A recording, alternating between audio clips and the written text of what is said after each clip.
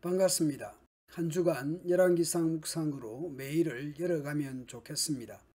이제 여로보암의 아들이 병들어 죽게 되는데 그것이 여로보암 집안을 향한 하나님의 심판의 확실함을 증거하게 됩니다. 여로보암의 죄로 인해 자신의 가족뿐만 아니라 국가 이스라엘이 심판 아래 놓이게 된 것이죠.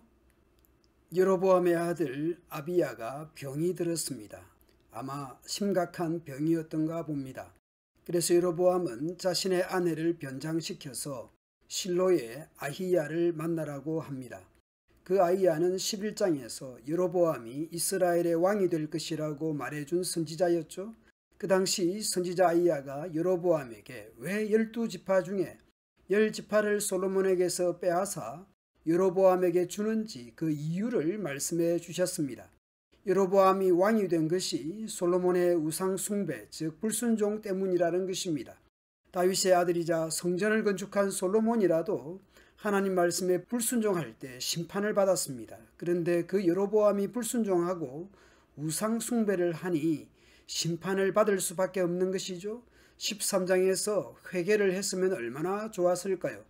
여로보암은 자신의 아내를 그 아히야 선지자에게 보내서 자신의 아들이 어떻게 될지 묻고 있습니다. 여로보암의 아내가 실로의 아히야 집으로 갔습니다. 그때 아히야는 나이가 많아 눈이 어두워 제대로 볼 수 없었습니다. 그러나 이미 하나님께서 병든 아들의 일로 여로보암의 아내가 변장해서 찾아올 것이라고 알려주셨고 여로보암의 아내에게 무슨 말을 해야 할지 이미 알려주셨습니다. 그러니 왕의 아내가 다른 사람으로 변장했지만 아히야는 몰라보지만 하나님을 통해서 알아보게 된 것이죠. 아히야는 여로보암의 아내라는 것도 아들의 운명도 이미 알고 있었습니다. 당신은 가서 남편 여로보암에게 이스라엘의 하나님 여호와께서 이렇게 말씀하신다고 전하시오. 네가 백성들 가운데서 너를 택하여 내 백성 이스라엘의 통치자가 되게 하고 나라를 다윗의 자손에게서 찢어 너에게 주었다.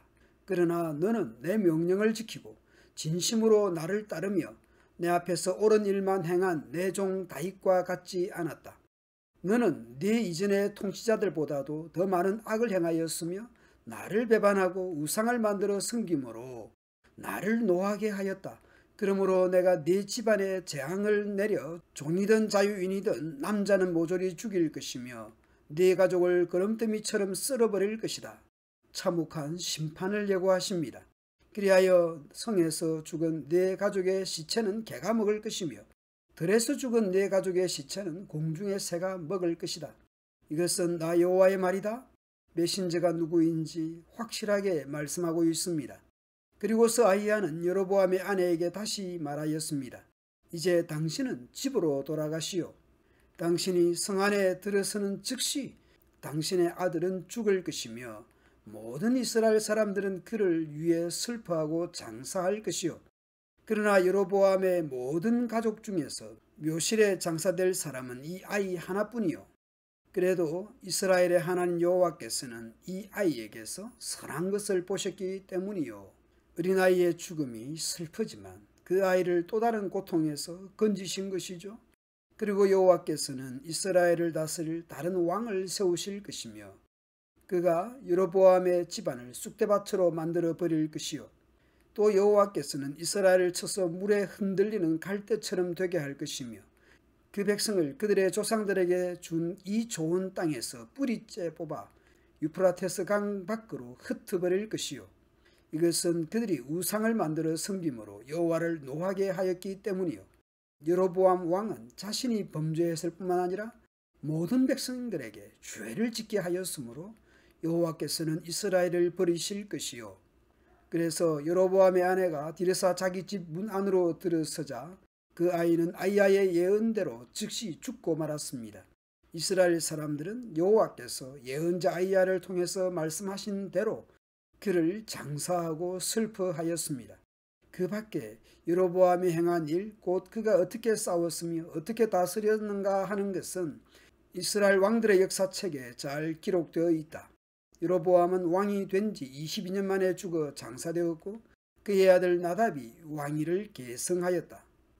모든 질병이 죽을 병도 아닐 것이며 모든 질병과 죽음이 죄에 대한 심판으로 규정하기 어려울 것입니다. 그러나 질병과 죽음이 심판인 경우도 있는 것이죠. 일찍 죽은 것 또한 불행이 아니라 더 큰 불행에서 건지시는 하나님의 베푸시는 은혜라는 것도 알 수 있습니다. 여로보암은 13장에서도 하나님의 선지자를 통해 하나님의 경고를 듣고 보았습니다. 그리고 그 하나님의 선지자라도 하나님께 불순종할 때 죽음을 맞이하였습니다. 이런 상황들을 보고서도 돌이키지 않았습니다. 그러니 심판을 받아 온 집안이 쑥대밭이 되고 죽음을 맞이합니다. 그뿐만 아닙니다. 심지어 지도자의 범죄가 온 백성을 죄악으로 이끌어서 온 공동체가 심판 아래 놓이게 됩니다. 오늘 우리 가정과 교회 그리고 국가 지도자들을 위해 기도해야 하겠습니다.